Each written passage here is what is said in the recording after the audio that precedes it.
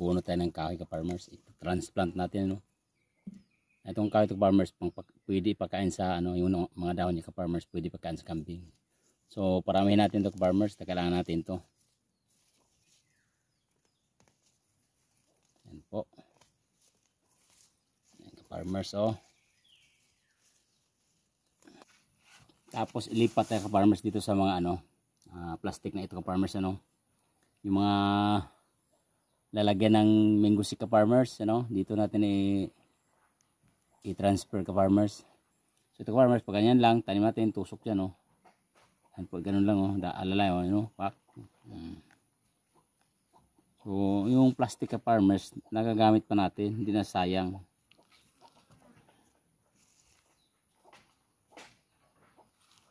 Yan po, saglit ng ka-farmers, ano lang parang ka-farmers, hindi natin bibili ng plastic na lalagyan ng ganito.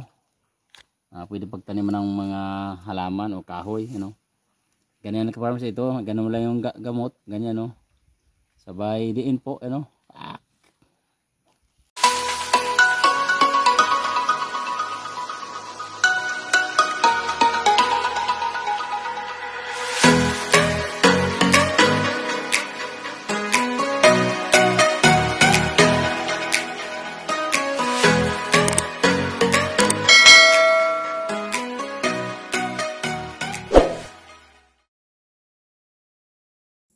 Farmers, ito lang idea natin na pag halip na butasan natin mag-init ng bakal, dito sa akin ka-farmers, hindi na ako nag-init ng bakal.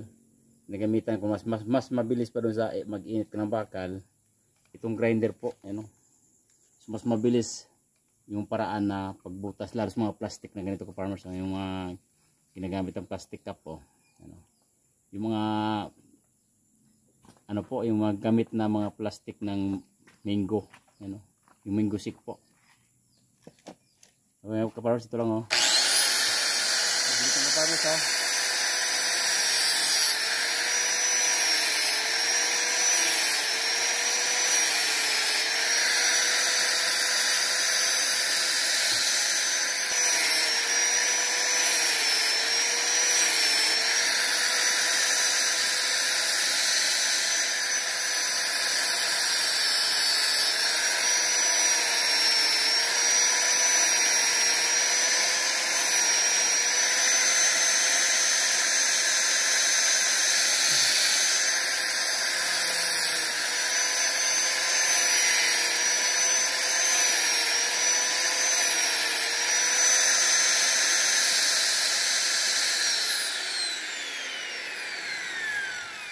yung ginawa tang butas ka-farmers, lang,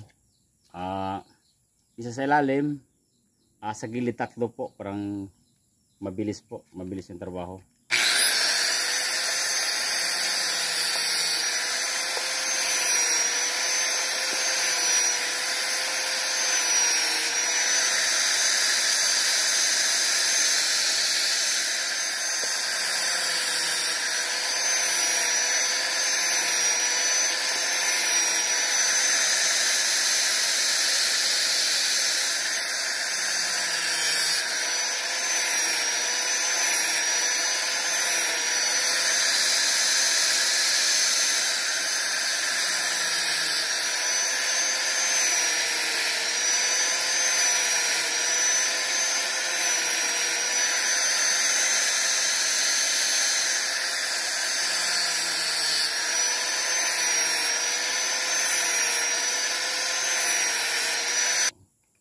Ingat lang sa grinder, ingat lang tayo, pero safety nito ka-farmers, lalo kung yung mga expert nito, wala sa kanila to, baliwala sa kanila to.